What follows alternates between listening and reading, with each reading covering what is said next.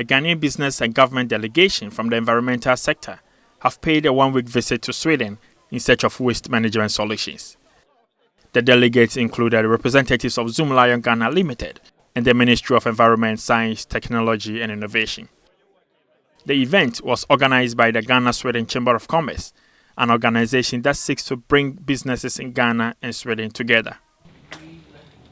As part of the visit, there was a tour to some recycling and waste management centers to have a view of waste management technologies and innovations in Sweden. There was also a forum to address various waste management issues. About 40 companies, including Scania, Sweco, Renatec, and Greenwater, participated in the forum. The co-founder of the Ghana-Sweden Chamber of Commerce, Pearl Delali Dology, explains why they chose to come to Sweden.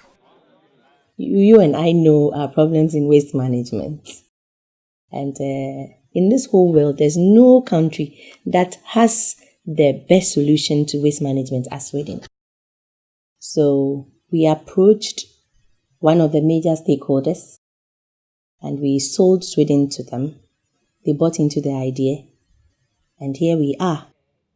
Pearl is certain that the delegates are satisfied with the waste management solutions they've seen in Sweden. I think they've been very much impressed. They didn't know Sweden has these technologies. They've been traveling around the world, but they think that Sweden is ahead when it comes to waste management in the whole world. And that makes me feel very, very good. The managing director of Zoomlion Ghana, Florence Labi, is keen on finding solutions to manage PET bottles, which has become a challenge to handle in Ghana. The PET bottles, which has become a huge menace to us in Accra because they all end up in the sea.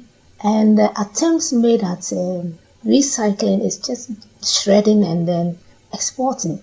And we heard that there's a solution in Sweden. So for me, amongst all the solutions I'm seeking, my biggest need is the PET, how to address that PET. While some countries have banned the use of plastics, Labi is of the view that Ghana cannot afford to do so. For other countries that have banned plastics, they have other alternatives and they may have many industries, but we cannot afford to kill our industries. So we can look at the environmentally friendly forms of the plastic, but not to ban it altogether because those in that industry also provide job opportunities and provide other solutions. What we need to do is to be responsible in the management. Presenting the operations of Zoomlion at the forum, Labi tells the audience that waste is a resource in Africa.